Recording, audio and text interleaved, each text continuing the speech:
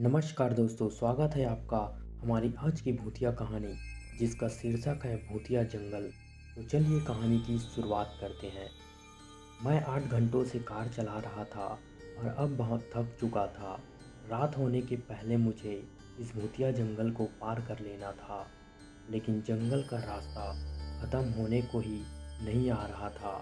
ये प्रोजेक्ट अभी 5 दिन पहले ही मिला था। मैं पहले अपने बारे में बता दूं। मैं अविनाश शर्मा, मैकेनिकल इंजीनियर। अभी 2 साल ही हुए हैं जॉब पर। कंपनी ब्रेकडाउन्स में डील करती है और इधर 3 महीने से मैं भी इस योग्य समझ लिया गया हूँ कि स्वतंत्र रूप से प्रोजेक्ट डील कर सकूँ। तो मैं काफ़ी उत्साह में था। मुझे 9 बजे तक पहुँच जाना चाहिए था, जहाँ वर्मा सर मेरी प्रतीक्षा कर रहे थे। मशीन की कमी को समझकर 11 बजे तक हमें वापस भी लौटना था। मेरी नज़र सामने गई तो एक लड़की हाथ हिला रही थी। उसकी सफ़ेद साड़ी का पल्लू हवा में लहरा रहा था। मैंने कार रोकी, देखा वो काफ़ी खूबसूरत थी। सॉरी, आप मुझे लिफ्ट दे सकेंगे क्या? मैडम, इस जंगल में आप कहाँ से आ गई अचानक? डराने के लिए माफ़ी चाहती हूँ। असल में मेरी कार काफ़ी दूर पर ख़राब हो गई थी और मैं रास्ता भूलकर जंगल के अंदर मुड़ गई थी। बड़ी मुश्किल से रास्ता मिला है। बस आप मुझे जंगल पार की फैक्ट्री के पास छोड़ दीजिएगा। उसी के पास मुझे जाना है। मैंने कार का दरवाज़ा खोल दिया। लड़की मेरे पास आकर बैठ गई। मैं ड्राइव करने लगा। कुछ देर हम चुप बैठे रहे। फिर मैंने उसका नाम पूछा। उसने बताया कि उसका नाम रेशमा है और वो शहर में पढ़ती है। कॉलेज की छुट्टियां हैं तो घर जा रही है। बातें करते करते फैक्ट्री का गेट दिखाई देने लगा।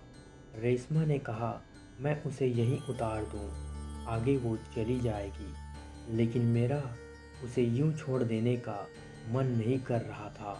तो मैंने कहा, मैं उसे छोड़ दूंगा। पहले उसने मना किया, फिर उसने बाईं तरफ के रास्ते पर मोड़ने को कहा। हम थोड़ी देर तक चलते रहे। फिर सामने एक घर दिखाई दिया। रेशमा मुझे अंदर ले गई। मुझे कमरे में बैठाकर वो पानी ले आई। घर के बाकी लोग कहाँ हैं? मैंने पूछा। सो गए हैं, उसने जवाब दिया। मुझे थोड़ा अजीब लगा।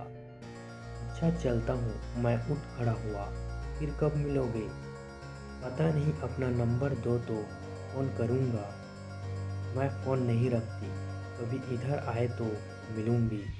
मैं बाहर आकर कार में बैठा तो मुझे याद आया कि वो तो यहाँ नहीं रहती, लेकिन तब तक मैं आगे बढ़ चुका था। फैक्ट्री में सभी मेरी प्रतीक्षा कर रहे थे। मैंने तुरंत इंस्पेक्शन शुरू किया।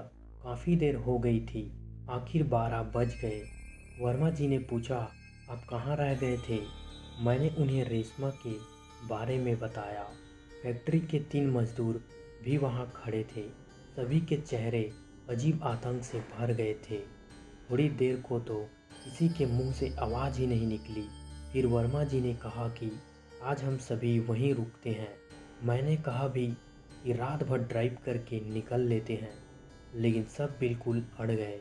रात को मुझे पता चला कि जिस लड़की को मैंने रात में जंगल में लिफ्ट दी थी, वो 2 साल पहले ही मर चुकी थी। इसी जंगल में उसकी कार खराब हो गई थी और किसी ने उसका रेप करके हत्या कर दी थी। मुझे विश्वास ही नहीं हुआ, लेकिन मैं उसके घर भी गया था।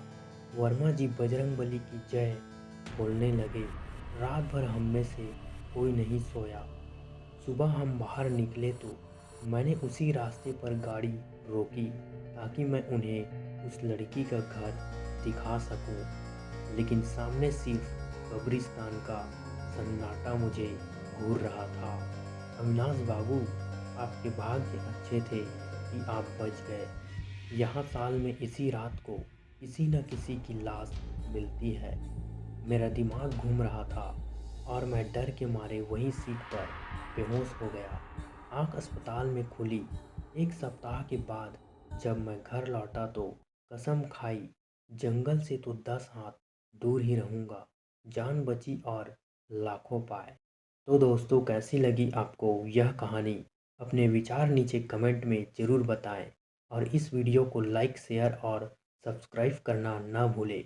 अगली बार फिर मिलेंगे एक नई डरावनी कहानी के साथ। तब तक के लिए अलविदा।